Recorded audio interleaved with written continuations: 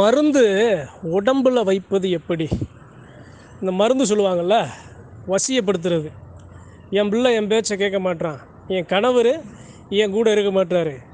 இது மாதிரி ஒருத்தரை அவருடைய மனநிலையை வசியப்படுத்தி வேறு பக்கம் திரும்பி வைக்கிற அந்த மருந்து எப்படி வைக்கிறது? இன்றைக்கி இதாங்க பதிவு. ஏங்க, அதாவது இந்த விஞ்ஞான காலத்தில் இதை போய் மருந்து வைக்கிறது, இதை போய் பேசிகிட்டு இருக்கீங்களேங்க அப்படின்னு நீங்கள் யாரும் நினைக்கக்கூடாது. ஏன் அப்படின்னா, ஒரு சில அன்பர்களுக்கு மனசுக்குள்ளே ஒரு நெருடல் இருக்குது. எது மாதிரி நெருடல்?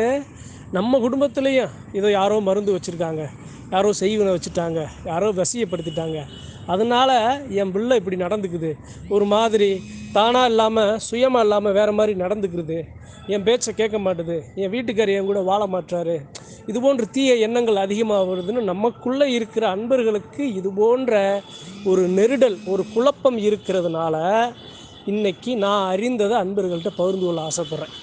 அதாவதுங்க, முதல்ல மருந்து உடம்பில் எப்படி வைக்கிறதுங்கிறது என்னுடைய தனிப்பட்ட கருத்து, நான் அறிஞ்சது.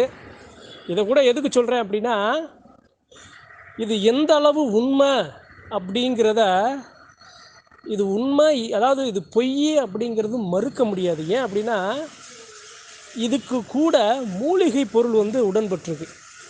ஒரு மூலிகைக்கு ஒரு மகத்துவம் இருக்குது, ஒரு சக்தி இருக்குது. அந்த மூலிகையோட சக்தியை தவறாக கூட அங்கே பிரயோகிக்கப்படுது. சரிங்க, மருந்து எப்படி வைக்கிறாங்க, மருந்து எப்படி உருவாக்குது, அதுலேருந்து நம்மளை எப்படி காத்துக்கிறதுங்கிறத நான் அன்பர்களுக்கு கடைசியாக சொல்கிறேன். மருந்து எப்படி உருவாகும் அப்படின்னா, அதாவது இதை சொல்கிறதுக்கு காரணம், இதுபோன்று ஒரு நெருடல் இருக்கிறவங்க, ஒரு குழப்பத்தில் இருக்கிறவங்களுக்கு ஒரு தெளிவு கிடைக்கணும், அவங்களுடைய வாழ்க்கையில் குழப்பம் இருக்கக்கூடாது, நல்லா வரணுங்கிறதுக்காகத்தான் இது போன்ற இந்த பதிவுகளை அன்பர்கள்ட்ட பகிர்ந்து கொள்ள ஆசைப்பட்றேன். சரி, மருந்துங்கிறது சாம்பல் இருக்கும், மூலிகை. அந்த மூலிகைக்கு பேர் என்ன தெரியுமா? அழுகினி புலிகினி. அழுகினிங்கிற மூலிகையை அது உடைச்சோம்னா நீராக வந்துக்கிட்டே இருக்கும். புலிகினிங்கிற அந்த மூலிகைக்கு மாறக்கூடிய தன்மை இருக்கும். எப்படி?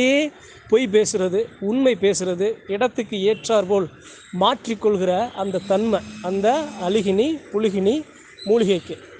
இது கூட இது இரண்டையும் இதை சேர்த்து இணைக்கிற ஒரு சில மை உருவாகிற ஒரு சில பொருள், அது இல்லாமல் கசப்புத்தன்மையை கொடுக்கும் ஒரு மூலிகை. இது எல்லாமே சேர்ந்து, இது சேர்ந்தால் அந்த சக்தி கிடச்சிருமா, மருந்து வைக்கிற சக்தி கிடச்சிருமா, அந்த வசியப்படுத்துகிற சக்தி கிடச்சிருமானா கிடைக்காது. இதை எல்லாத்தையும் சேர்த்து அதை ஒரு ஒரு ஒரு மை போல, ஒரு திடத்தன்மையுடைய மை போல் அதை உருவாக்கி அதற்கு அங்கே மாந்திரீக தாந்திரீக சக்திகள் கொடுத்து உருவேற்றம் பண்ணுறது. இதில் ரெண்டு விஷயம் இருக்குங்க. இதை நல்லதுக்கும் உபயோகிக்கலாம், கெட்டதுக்கும் உபயோகிக்கலாம். ஆனால் இதை உபயோகிக்கவே கூடாதுங்கிறது தான் என்னுடைய தனிப்பட்ட கருத்து. இது தேவையில்லாத ஒன்று. ஏன் அப்படின்னா, இது மனிதனோட நடைமுறைகளுக்கு எதிராக இருக்க ஒரு எதிரி. அதனால் இது போன்ற விஷயங்கள்லாம் யாரும் செய்யக்கூடாது, இதை தவிர்த்திடணும். சரிங்க, அந்த மருந்து உருவாகுது. அதே சமயம் அதை அவர்கள் இருக்கும் அந்த தெய்வ சக்தியின் மூலமாக அந்த மூலிகை மற்றும் அந்த சாம்பல்னால் நீங்கள் புரிஞ்சுக்கிறணும், சாம்பல் மற்றும் அந்த ஒரு சில அந்த மை கசப்பு பொருட்களை வச்சு அதை உருவாக்கி அதை அவர்கள் கற்றறிந்த அந்த மாந்திரிகம் சத்தியத்துக்கு எதிராக, நீதிக்கு எதிராக, தர்மத்துக்கு எதிராக இல்லாமல் அந்த இடத்துல அநீதியின் பக்கம் நின்று அந்த மாந்திரீக தாந்திரீக சக்திகள் அங்கே உருவேற்றம் கொடுத்து அதை உடலில், அதாவது அந்த மை அந்த அந்த அந்த மருந்துங்கிறது நம்ம உடம்புல முழுங்குறதும் இருக்கும். அதே சமயம் நம்ம நெற்றியில், நம்ம உடம்பில், ஒரு தேகத்தில் அல்ல இருக்கிற இருப்பிடத்தில் அதை அந்த மருந்தை வைக்கிற இடத்துல அதை வச்சாலே போதும், அதுக்குரிய அந்த வசியம், அந்த ஒரு கவர்ப்பு தன்மையை அந்த இடத்துல உருவாக்கும், கொடுக்கும். சரிங்க, இது சரி வந்துருச்சு, வச்சுட்டாங்க. ஏதோ மக்களுக்கு ஒரு சில பிரச்சனைகள் வந்துருச்சு, வசியம் ஆயிட்டாங்க. இதை எப்படி சரி பண்ண முடியும்? இந்த பதிவு போடுறதுக்கு காரணமே இதுதாங்க. நம்ம அன்பர்கள் யாராவது இது போன்று ஒரு குழப்பம், எங்கள் குடும்பத்துலேயும் இது மாதிரி யாருக்கும் மருந்து இருக்குது, இது வச்சுட்டாங்க, யாருன்னே தெரியல, அதனால் எங்களுக்கு இது போன்ற பிரச்சனைகள் வருதுன்னு அன்பர்கள் இருந்தீங்கன்னா, உங்களுக்காக என்னுடைய குலதெய்வத்தை, நம்முடைய குலதெய்வத்தை நினைத்து நான் இதுக்கு வழிமுறையை அன்பர்கள்ட்ட பகிர்ந்து கொள்ள ஆசைப்பட்றேன். ஒன்றும் இல்லை, இதுக்கு மருந்து என்ன தெரியுங்களா? 3 விஷயம் இருக்குது. ஒன்று புளி இருக்குது, பார்த்தீங்களா? புளி 2 மிளகு, 3வது தும்பை.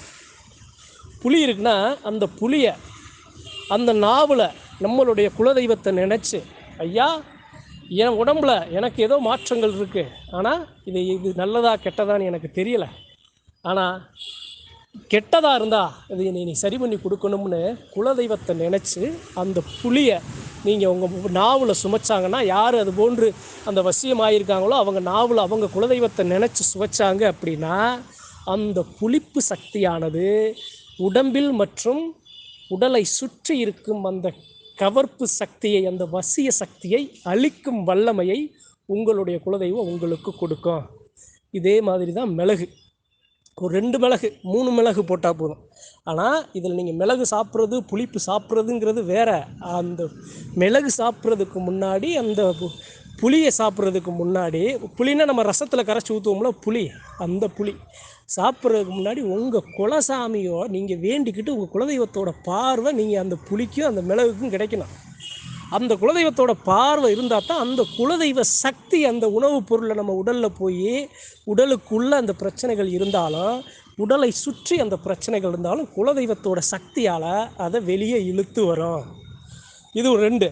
3வது தும்பை ரசம். தும்பை இருக்கும். தும்பன்னா ஒரு 2 இலை போடணும். ரசம் வைக்கும்போது அந்த தும்பையில் ஒரு இலையை கூட பிடுங்கி அந்த ரசத்தில் வச்சு அந்த ரசத்தை குடித்தோம் அப்படின்னா உடம்பை சுத்திகரித்து உடம்பில் இருக்க அந்த கெட்ட நீரை வெளியேற்றி நம்ம உடம்பை ஆரோக்கியமாக வைக்கும். இது 3மே குலதெய்வம் கற்றுக் கொடுத்த வித்தைகள். இது சாமியாடிகளுக்கு தெரியும். அதனால சொல்கிறேன். இதை நான் இந்த பதிவின் மூலியமாக சொல்கிறதுக்கு காரணம் என்ன அப்படின்னா, எனக்கே ஒரு சில அழைப்புகள் வந்துச்சு. இது போன்று இதில் இன்னொரு விஷயம் இருக்குங்க, தவறாக கணிச்சிடக்கூடாது. நமக்கு மனுஷ வாழ்க்கையில் பிரச்சனைங்கிறது இயல்பு.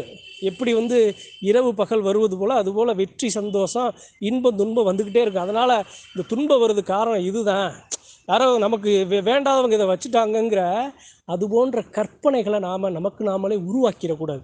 இதுக்கு சம்மந்தமே இல்லை. இதை நீங்கள் எப்படி கண்டறியணும் அப்படின்னா, மருந்து அப்படியே இருக்குது வச்சுருக்காங்கன்னு கண்டுபிடிக்கிறதுக்கு என்னென்னா, இதையெல்லாம் செய்கிறதுக்கு முன்னாடி நீங்கள் இதை செய்யணும். அதிகாலையில் எழுந்து பச்சை தண்ணி குடிக்காமல் உங்களுடைய இடது கையில் தண்ணியை நீங்கள் தொடவே விடாது, ஈரப்படவே விடாது. அப்போ முருங்கை இருக்குது பார்த்தீங்களா, முருங்கை சாற்றை உங்கள் கையில் பிழிஞ்சு ஊற்றணும். பிழிஞ்சு ஊற்றும்போது கொஞ்ச நேரம் ஒரு 5 நிமிடம் நீங்கள் அதை வச்சுட்டீங்க அப்படின்னா உங்கள் கையில் அந்த முருங்கை சாறானது உங்கள் உடம்புல மருந்து இருந்துச்சு அப்படின்னா அல்வா துண்டு போல் கெட்டியாக நிற்கும். மருந்து இல்லைன்னா அது நீர் போல் கடந்து கீழே போயிடும். முருங்கை சாறை இதை நீங்கள் அதிகாலையில் நீங்கள் செய்யணும். அப்படி அந்த அல்வா துண்டு போல் உங்கள் கையில் அது நின்றுச்சு, கெட்டியாக அந்த முருங்கை சாறானது நின்றுச்சு அப்படின்னா, உறைஞ்சி நின்றுச்சு அப்படின்னா, அல்வா துண்டுனா எப்படி இருக்கும், ஒரு அல்வா துண்டு எப்படி இருக்கும், நாம் கடித்து சாப்பிட்ற துண்டு மாதிரி அந்த முருங்கைச்சாறு நிற்கும், திடப்பொருளாக மாறிடும். அப்படி இருந்தால் மட்டுமே உங்கள் குலதெய்வத்தை அப்படி இருந்தால் தான் அவங்களுக்கு இது போன்று ஒரு வசியம் இருக்குது, ஒரு மருந்து இருக்குங்கிறத நாம் எடுத்துக்கிறணும். இது ஏதோ நம்ம கஷ்டப்படுறோம் நம்ம இதை செய்வோம்னு செய்யக்கூடாது.